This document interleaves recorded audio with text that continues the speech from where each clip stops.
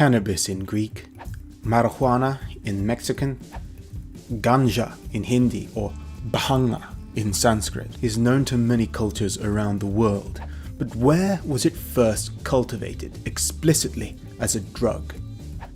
In this video I shall demonstrate how the ancient Indo-Europeans were instrumental in spreading this narcotic across Eurasia and how they used it in a ritual associated with the dead.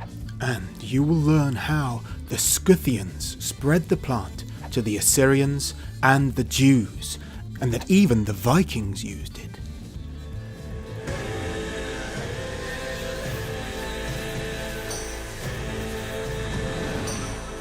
Please be aware that cannabis use is linked to impaired attention and memory, and increased risk of psychotic disorders such as schizophrenia. Just because it was used historically in ritual contexts, that doesn't mean I'm endorsing its recreational use today. Cannabis is actually one of the first ever domesticated plants. The tough fibers of the hemp plant make strong fabrics, so the plant has often been spread not so it can be smoked, but so it can be worked into rope and other strong fabrics, which makes identifying the origins of its use specifically as a drug harder to pin down. Wild cannabis grows across many of the cooler mountain foothills from the Caucasus to western China, so we ought reasonably to presume the earliest use as a drug took place somewhere within or close to its native habitat. From the late Stone Age through the Bronze Age and up into the Iron Age, this region, known as the steppe, was inhabited by various Indo-European peoples, many of whom are known to have used cannabis in their rituals. But in 2021, genetic evidence of the original domestication of the cannabis plant was published in a Swiss-Chinese paper by Ren and colleagues, and it indicates that rather than cannabis being originally domesticated on the steppes, it was actually first domesticated in East Asia, likely in early Neolithic China some 12,000 years ago. The authors propose that cannabis was originally a multi-purpose crop until around 4,000 years ago, when it diversified into two specialized domestic strains, one becoming hemp, cultivated for strong fibers, and which produces higher concentrations of CBD, and the other cultivated for drug use and containing high levels of tetrahydrocannabinol, or THC, and overall higher levels of psychoactive cannabinoids. 4,000 years ago was also a time when northwestern China was inhabited by Indo-European peoples from the steppes, and they, no doubt, are the ones who spread the plant westward. The new genetic data show that the hemp strain spread into Europe and the Middle East soon after it was developed, while the drug strain must have spread later, although a feral variant of this domesticated drug strain also spread on both the north and south side of the Himalayas in ancient times, indicating that it has an ancestor north of the Himalayas. Relying on the historical record, we can see Indian texts refer to ganja explicitly as a drug from as early as 3,000 years ago. Specifically, the Atharva Veda calls bhanga one of the 5 sacred plants which release us from anxiety, and which is a source of the sacred soma drink. Most of the spread of drug-type cannabis has happened long after that date. It reached Africa in the 13th century and Latin America in the 16th century. But what about the missing 9,000 years of potential cannabis drug use between the original domestication in East Asia and the Indian texts describing drug use? The earliest scientifically confirmed archaeological evidence for smoking cannabis is not very old either, just 2,500 years ago. Chemical analysis of burned cannabis remains from the Jirzhankal cemetery just west of the Tarim Basin in Xinjiang, China, suggests high levels of THC, the most psychoactive chemical in cannabis. The evidence was found in the form of 10 wooden braziers in which cannabis was burned. likely to be inhaled communally in a tent using a technique modern cannabis users call hot boxing. The typical smoking pipe is actually a Native American tradition which did not reach the Old World until the European colonial era. The ancient inhabitants of this region on the western border of China were not what we would think of as Chinese today. The mummies of the Tarim Basin are famous for looking more like white Europeans than Chinese people. The very oldest of them date to the Bronze Age, and new DNA evidence has recently proven that those aren't actually Europeans, but rather West Siberian hunter-gatherers who settled there. Although Indo-Europeans did settle in the Dzungarian Basin just north of Tarim at the same time. And there were Iranic tribes to the west too, and both of these Indo-European neighbours eventually mixed with the Siberian hunter-gatherer people of Tarim, with the result that both Iranic and Tocharian languages, each originating in Europe, were spoken in Xinjiang province in China. And some of the later mummies and skeletons from the region have European ancestry, which explains why they look like Europeans. One archaeological site of the region is at Subeshi, on the north side of the Tarim Basin, consisting of a vast series of cemeteries at Yanghai, which date to around 900 BC. One of the skeletons from Yanghai is a Europoid shaman-like figure of the Jushi culture, with bells on his boots, who was buried with loads of cannabis, which, when analysed in 2008, was found to contain THC. China Central Television made a documentary about the finds in 2016. Due to unique climatic conditions, many dried corpses of ancient humans were unearthed from the Yanghai tombs. There is one corpse of a middle-aged male, which is particularly eye-catching. This middle-aged man is certified to have lived 3,000 years ago. Compared to the Lulan lady unearthed from Lop Nur, he lived 800 years later and also had the appearance traits of Caucasians. He was of a special identity, a shaman wizard of the ancient Yanghai people. Unbelievably, the leather-woven basket beside the man held marijuana seeds and leaves. More miraculously, when the leaves were unearthed, they were still green, as if freshly plucked. Together with fruits and little branches, they were perfectly preserved. To date, this is the oldest and best marijuana specimen in the world. Experts believe that the marijuana found beside the shaman wizard was probably a hallucinogen, used during sacrificial rituals, held by the wizards for communicating with the gods. It seems clear this cannabis was used for smoking, not just hemp rope, and the aforementioned braziers, dated to 400 years later and from the west side of the Tarim Basin in the Pamir Mountains about 1,000 miles away, support this conclusion. Before the shaman's burial, someone had carefully picked out all of the male parts of the plant, which are less psychoactive, providing yet further proof that the cannabis was here associated with drug use rather than textile manufacture. And this is not the only Jushi burial containing cannabis. The Jushi were a Caucasoid people who are believed to have spoken an extinct Indo-European language called Tocharian. You can learn more about the white mummies of China and the Tocharian language in my video on that subject. The Jushi also had connections to the Scythian kingdoms of the steppe.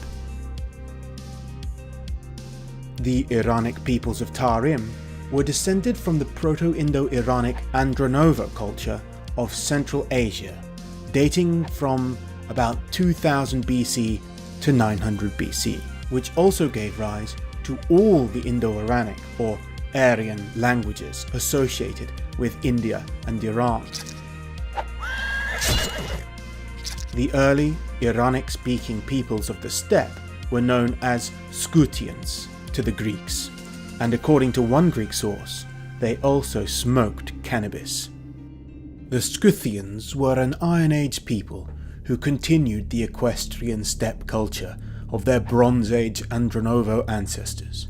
In the 5th century BC, Herodotus wrote of a Scythian funerary ritual in which heated stones were placed in bronze vessels along with cannabis, and the smoke would fill up their tents so that all the occupants would inhale the intoxicating fumes. The account is supported by the discovery of cannabis seeds in Scythian archaeological contexts. It is likely the seeds described by Herodotus were seeded buds, and that the charred seeds found by archaeologists in the Pazyryk burials are what was left over from the burnt buds. Herodotus also wrote that the Thracians, a Balkan race with close ties to the Scythians, introduced the plant to their neighbours, the Dacians, among whom it became a part of a shamanic cult named the Kapnobatai, or those who walk in the clouds. The shamans of this cult used cannabis smoke to induce divine visions. Etymological evidence seems to indicate that Scythians spread cannabis as a drug to many peoples. Our English words hemp and cannabis both likely come ultimately from Scythians. Hemp comes from an Anglo-Saxon word, hanep, meaning cannabis, which comes from the reconstructed Proto-Germanic word hanapis, which must have been borrowed by Germanic tribes from neighbouring Scythians more than 2,000 years ago. The same Scythian word was loaned into Greek and became cannabis, which also entered English via Latin. In the 90s, Russian scientists found the 2,400-year-old mummified remains of a tattooed Scythian noblewoman who they named Devochka. Her body was dressed in a silk blouse, red skirt, a marten fur, and thigh-high white stockings, I say, and lay in a hollowed tree trunk alongside horse harnesses, a mirror, dishes, and a small container of cannabis. The presence of cannabis in burials like this reinforces Herodotus' account, which connects the drug to funerals. Perhaps the drug was used in a necromantic ritual to communicate with the dead. A Scythian barrow called Sengilivsko II in South Russia close to the Caucasus Mountains was excavated back in 2013. Inside were 2 large gold vessels placed upside down and several other gold items. Scientists analysed residue from inside the gold vessels, and the results came back positive for opium and cannabis. Somehow, both drugs were used in a combined way such that they left residue in the same, obviously very special, ritual containers. Local archaeologist Andrei Belinsky believes that the ornate imagery on the vessels depicts the Scythian underworld. The Achaemenid Persians referred to some Scythians as Sakar Haumavarga, which means the Saka who consume or lay down Hauma. Hauma was both a plant and a ritual drink made from many ingredients in pre-Islamic Iran. It is usually identified with the stimulant ephedra, which was commonly used by steppe peoples and the people of the Tarim Basin, but also with cannabis. Karl Hoffmann interprets the varga suffix part of the compound haumavarga to mean laying down in the sacrificial context of a ritual fire, so that haumavarga means laying hauma plants around the ritual fire. This seems to refer to the now well-proven Scythian custom of burning cannabis plants to inhale the smoke. Both the Persians and the Scythians spoke Iranic languages derived from those spoken by their ancestors of the Andronovo culture. On the southern border of the Bronze Age Andronovo territories of the Asian steppe was the Bactria margiana culture of Afghanistan. The Russian archaeologist, Professor Viktor Saryanidi, excavated in this region and found 3 temple sites which he believed were devoted to the preparation and consumption of the hauma beverage, and he claimed evidence of cannabis, ephedra, and opium poppy in use in this context, preserved in fossilized gypsum and impressions in clay shards. He said that these excavations documentally proved that poppy, cannabis, and ephedra were used for making the soma and hauma drinks. In the documentary film Black Sands, he visits the site where the evidence was found. It was believed that there had never been human occupation in this desert until the archaeologist Viktor Saryanidis started working here in Turkmenistan 40 years ago. Here in Gunur Tepe, ancient ritual practices have been identified, such as exposure of the dead and the preparation of hallucinogenic ritual drinks.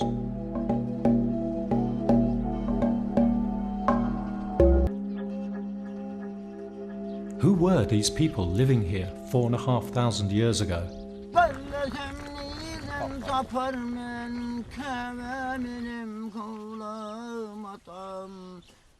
В этих сосудах клали эти растения, эфедру и каннабис. Это алкогольный напиток, но который не все пили, а только жрецы. The pre-Islamic religion of Iran is called Zoroastrianism. Besides using the hauma drink, Zoroastrians had other ritual substances to help invoke divine or shamanic visions. One of these was called mang or bang, which referred to several plants including cannabis, but which now refers only to cannabis in modern Iran. In a medieval Zoroastrian story contained in the book of Arda Viraf, the pious hero Viraf is chosen to undertake a journey to the next world in order to prove the truth of Zoroastrian beliefs. In order to get there, he drinks a mixture of wine, mang, and hauma, causing his body to sleep for 7 days and nights, while his soul travels to the other world. The journey depicted in the story likely reflects a wider necromantic ritual use of cannabis as a means to journey to the next world. Another descendant people of the Andronovo culture were the Aryan invaders of India, who entered the South Asian subcontinent around 3,500 years ago. You can see my video on the topic for more evidence of that. Just as the Persians use a ritual holy drink called hauma, which seems to have been made with cannabis and ephedra, the Vedic Indians had a similar sacred beverage called soma, and we also know they used cannabis, which they called bhanga, and that the drug strains of this plant were brought into India from north of the Himalayas. Soma is widely agreed to be related to hauma, and may also have been made using cannabis and ephedra. In fact, in the oldest Hindu text of all, the Rig Veda, bhanga refers not to cannabis, but to the soma drink, although this is often translated according to the root meaning of bhanga, which is to break apart, presumably referring to the psychological effect of cannabis which causes the user to disassociate from themselves. It seems very likely, therefore, that the sacred soma and hauma derive from a common source which contained cannabis. Therefore, we should reasonably deduce that domesticated cannabis cultivated for drug use was spread into Iran and India by the ancient Aryans of the Andronovo culture at the end of the Bronze Age, and continued to be spread around Eurasia by their Iron Age descendants, the Scythians. Even in modern India, Ganja is either smoked or consumed in a milkshake called Bang Lassi by devotees of the god Shiva, a god who they believe enjoys smoking cannabis himself. They share the cannabis with the destroyer god as prasad, that is, the shared sacrificial offering. In the shamanic Chinese poem of the Chu state called The Nine Songs, written about 300 BC, a goddess called Shao Siming offers a god called Da Siming, the Lord of Life, a twig from a plant called Shuma or Suma, at the eternal farewell. The first commentary on the Nine Songs was written 400 years later by Wang Yi, and he annotates the term Shuma as mythical hemp. This hemp was associated with an offering given to the Lord of Life, yet Shuma itself refers to the deity as well as to the plant offered to that deity. The exact same holds true for Soma in India and Hauma of Iran, for each refers respectively to a plant, a ritual drink made from that plant, and a god associated with that drink. Some have argued that Chinese Shuma was a word borrowed from Aryans of the Tarim Basin in western China, who made a drink from ephedra and cannabis from which both Hauma and Soma are derived. But there is a problem with that theory. Shuma is a compound word comprised of shu, meaning sparse or distant, and ma, which means hemp. Thus together they mean distant hemp, which is rendered as mystical hemp in accepted translations. Cannabis, as already demonstrated by genetic evidence, is native to China and was first domesticated there, and ma is used in inscriptions over 3,000 years old, so there is no need to propose that Shuma is a loanword from Proto-Indo-Iranic at all. Ma is used to refer to other plants too. For example, ephedra was called ma huang, meaning yellow hemp, and during the Han dynasty, the Chinese called sesame seeds and their oil hu ma, meaning hemp of the foreigners, while calling their own hemp Han ma, meaning hemp of the Han race, and they also called their own hemp Huo ma, which means fire hemp, and that implies that they burned it, perhaps for ritual drug use. Huo ma sounds a lot like Haoma, and back in 1982, Manda Hassan proposed that the Iranic word Haoma derives from the Chinese Huo ma or Hu ma, which, he argued, was transported by Aryan aesthetics into the Bactria Margiana region of Afghanistan as Hauma, while among the Aryans who took it to India it became Soma in Sanskrit, since it is known that H mutates into S in the early Indic language. Manda Hassan devised this theory long before the genetic evidence of Iranic people in western China was proven, or archaeological evidence of cannabis smokers in Jirzangkal cemetery was discovered, and cannabis was identified in the Jushi shaman graves. This was also before genetics had confirmed the relationship between the Aryan invaders of India and Iran with the Iron Age mummies of Tarim and the Scythians. He relied only on linguistics, but his theory has been strengthened by all these recent genetic and archaeological discoveries. Besides the Indo-Iranic speakers, many other peoples in the ancient world used cannabis, specifically Semitic peoples of the Middle East. We can trace the spread of the plant through linguistics. The Indic word bhanga and the Iranic bang or mang were not the only Indo-Iranic words for cannabis. As already mentioned, the Greek cannabis, cognate of English cannabis, comes from an Iranic word related to the Persian word kanaf or kanab, which it seems the Persians, like the Greeks, took from the Scythians of the steppe.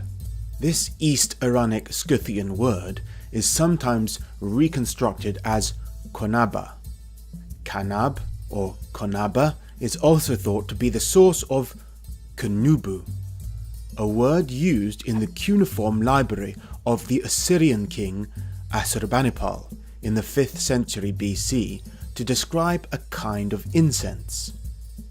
In a letter dated to 680 BC, sent to Assurbanipal's grandmother from a high priest who answers her question about which ingredients are used in the sacred rites, he replies, "The main items for the rites are fine oil, water, honey, odorous plants, and kunubu." The Neo-Assyrian and Neo-Babylonian words kunubu and kunabu are thought to mean a way to produce smoke, and are speculated to refer to cannabis.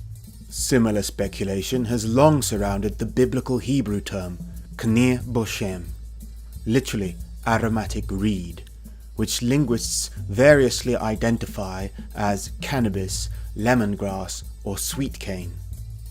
The Jewish God tells Moses to make a holy oil from myrrh, cinnamon, knir boshem, and cassia.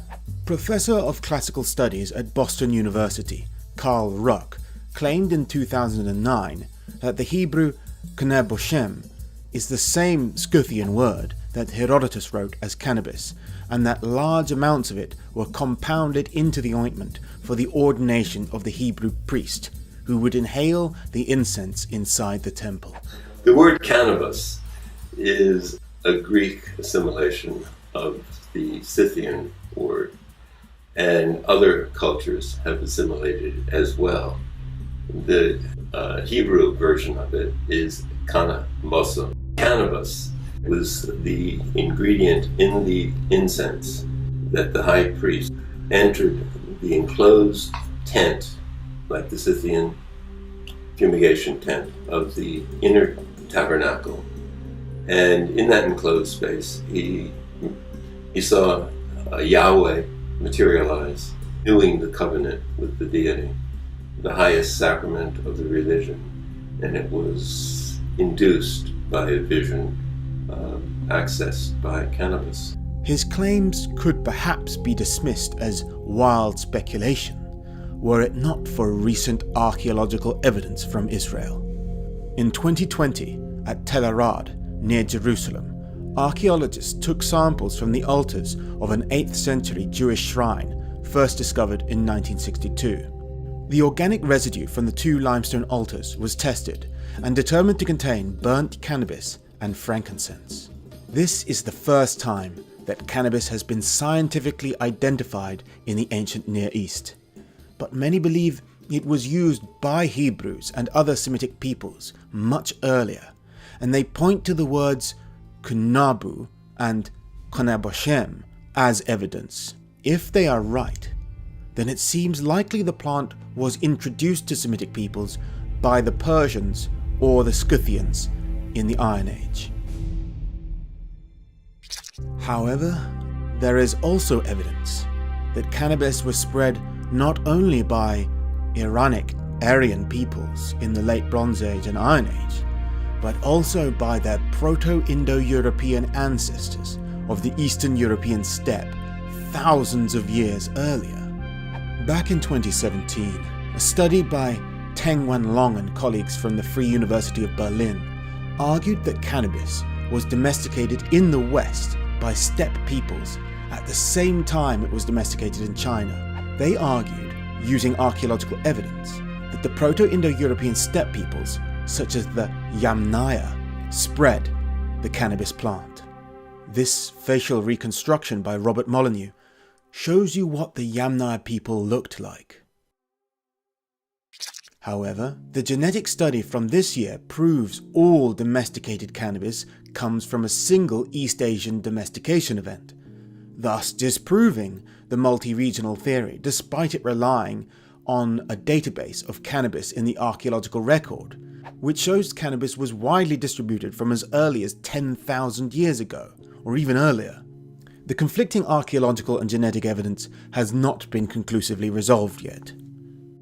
The Yamnaya culture began over 5,000 years ago and spread as far west as Hungary. One Yamnaya grave at Gurbenesti in Romania contained a clay vessel with what is thought to be carbonized hemp seeds. If so, likely the earliest evidence for the burning of cannabis.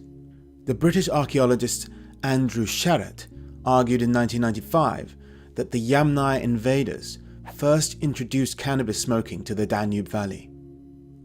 He also claimed that the even older steppe culture of Sredny Stog in Ukraine, which is probably the original Proto-Indo-European culture and dates back over 6,000 years, used cannabis as a socially approved intoxicant, celebrating its significance by imprinting it on their pottery.